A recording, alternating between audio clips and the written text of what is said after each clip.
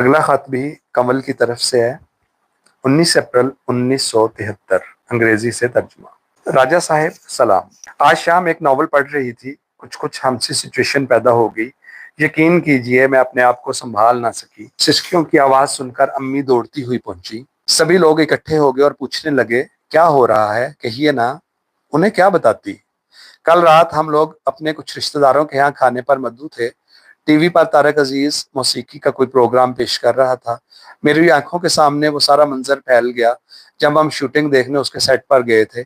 याद है उसने शेर सुनाया था, जो होया ए होना इसी ते होनी होने रुकदी नहीं, एक बारी शुरू हो जाए ते गल फिर एमी मुकदी नहीं। कहानी कहाँ खत्म होती है फिर, इंसान अपनी सोचों का मोहताज बनकर रह जाता है। मैंने इस हंसती बसती महफिल में बड़ी मुश्किल से भीगती आंखें खुश की। सभी लोग मेरे दर्द से बेखबर टीवी देख रहे थे। दावत पर मेरे कई कज़न मौजूद थे। उनमें से एक दो गॉर्डन कॉलेज में पढ़ते रहे हैं। बातों में यूनिवर्सिटी पॉलिटिक्स का जिक्र चला, किसी ने फौरन आपका नाम लिया। यहाँ पर मौजूद सभी लोग आपको जानते हैं। फिर आपके मुस्तकबिल पर बहस शुरू हो गई। मैंने उन्हें बताया कि वो तालीम के लिए बाहर जा रहे हैं।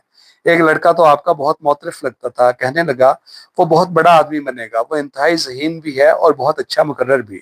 मैंने दिल ही दिल में कहा, नादान लड़के मुझसे पूछ वो कितने प्यारे मुकर्रर हैं।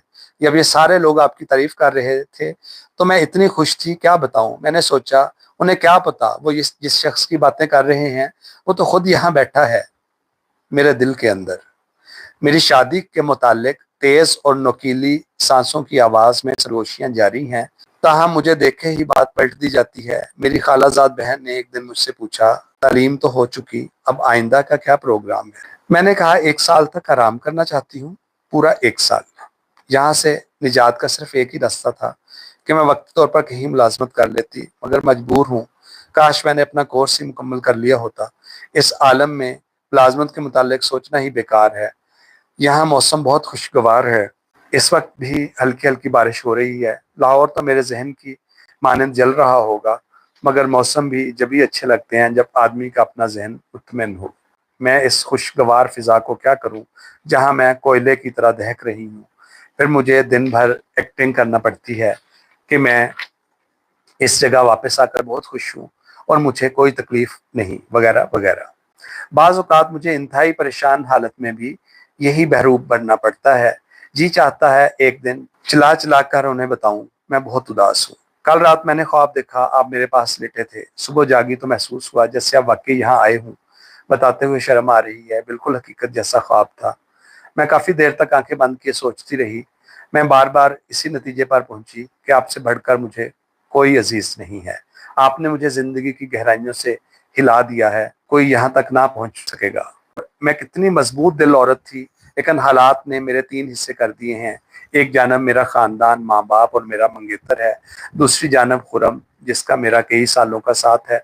तीसरी जानब एक ऐसा शख्स है जिसके साथ मेरी कुर्बत की दास्तान इतनी तवील तो नहीं, मगर यूं लगता है जैसे सदियों से उसी की मुंतजिर थी। वो मुझे मुश्किल के बाद मिला है और उसे हासिल करना शायद इससे भी ज्यादा मुश्किल हो, इसलिए कि वो दुनिया वालों के म्यार से बहुत आगे है। काश वो इतना आगे ना होता, या फिर मैं इतना पीछे ना होती। हाँ, लेकिन फिर वो कैसे होता।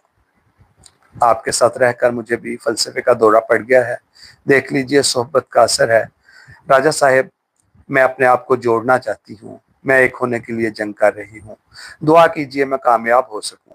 मैं अपने बटे वजूद के साथ जिंदा नहीं रह सकती। मुझे आपकी बातें अब याद आती हैं। आप मुस्तकबिल से बाखबर थे, जब ही इतने खोए खोए रहते थे। मैं बेखबर कैंपस की शाहराहों पर जिंदगी ढूंढती फिरी। मुझे एहसास है उन सारी जगहों से अकेले गुजरना आसान नहीं जहाँ कभी हम आप बैठा करते थे। शाहजी वाला सिनेमा तो ऐसी जगह है जहाँ बहुत से हसीन लम्हात गुजरे हैं। भला मैं उस सोफे और कमरे को क्यों कर भुला सकती हूँ। आप इस कदर जज्बाती बातें लिखते हैं जो मुझे बार बार रुला देती हैं, और यहाँ कोई नहीं जिससे ये सब कुछ दोहरा कर दिल का बोझ हल्का कर सकूं। शाम के वक्त मोर्चा बाकायदगी से जमता होगा। अति साहब के क्या हालात हैं। सबीहा वगैरह को सलाम कह दें, आपके खत बाकायदगी से मिल रहे हैं। यहाँ से भेजते वक्त मुझे ज़रा परेशानी होती है। बॉयज़ हॉस्टल की बजाय आपके डिपार्टमेंट के पता पर ख़त लिख दूँ तो मेरे लिए आसानी हो जाएगी। آپ برا نہ منائیں تو لفافے پر انجم راجہ کے نام سے پتہ لکھ دیا کروں۔ مجھے دوسروں کے ہاتھ خط پوسٹ کروانا پڑتا ہے، میں نہیں چاہتی کہ کوئی اسے کھول کر پڑھتا پھرے۔ پوسٹ مین سے کہہ دیں تو مسئلہ حل ہو سکتا ہے۔